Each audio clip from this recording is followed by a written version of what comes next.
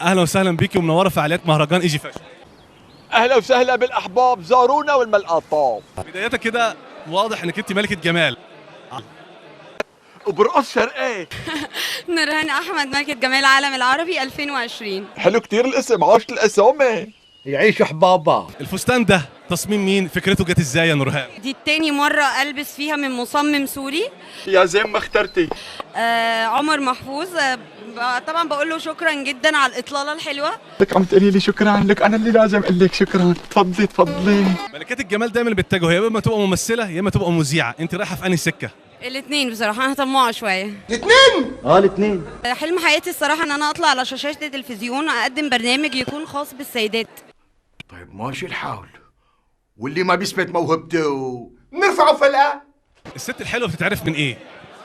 الست الحلوة بتتعرف من ضحكتها،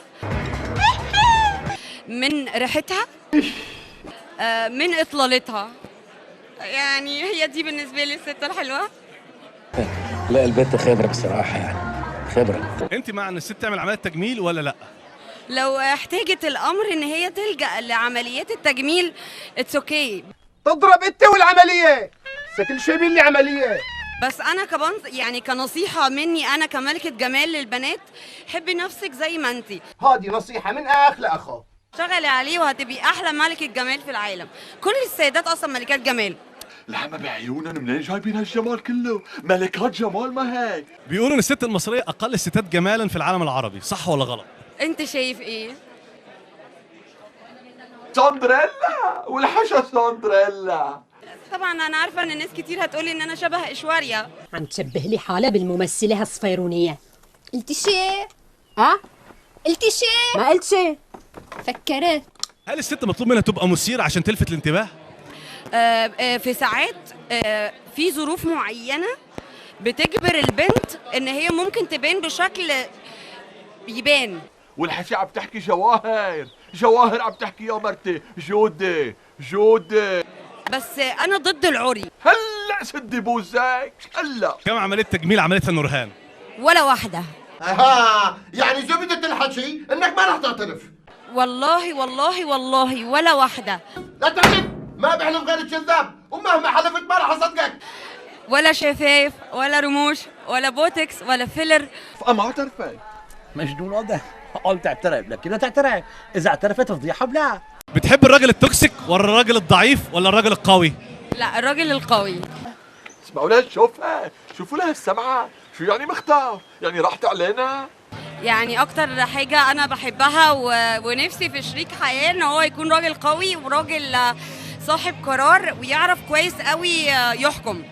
وينك؟ علي ما علي، لنيمك على حرير وفيقك على حرير، وبدي اجيب لك بيك اب دبل كابين اخر موديل، وبدي اعمر لك قصر يلدس فوق على راس الجبل. شو قلتي؟ الست تحب تتعاكس ولا لا يا نورهان؟ لا طبعا ما فيش مشكلة لو الست اتعكست معاكسة لطيفة، بس قلة ادب لا. قالوا لك عرض، هذا عرض ما بيصير. كيف بتسمحي له لك؟ ايه اكتر معاكسه علقت معاكي؟ هفتكر لك، كنت في مول يا جماعة من كام يوم، شاب ميكانيك استقصدني.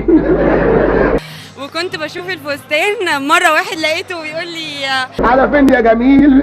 تعالى اوديك السيما. كنت هروح السيما. لو تقدم لك عريس يا نورهان مرتبه 1200 جنيه، توافقي عليه ولا ترفضيه؟ لو بيصلي اوافق. يا سلام على التقوى. والله لو بيصلي فعلا، بس مش بيصلي عشان يجي يتجوزني، يعني بيصلي دي تكون صفة فيه. هنعيط من الإيمان والتقوى.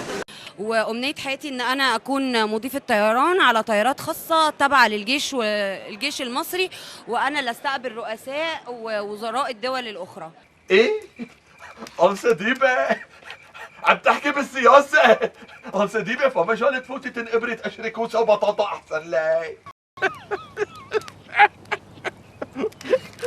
نص حزني ضحك.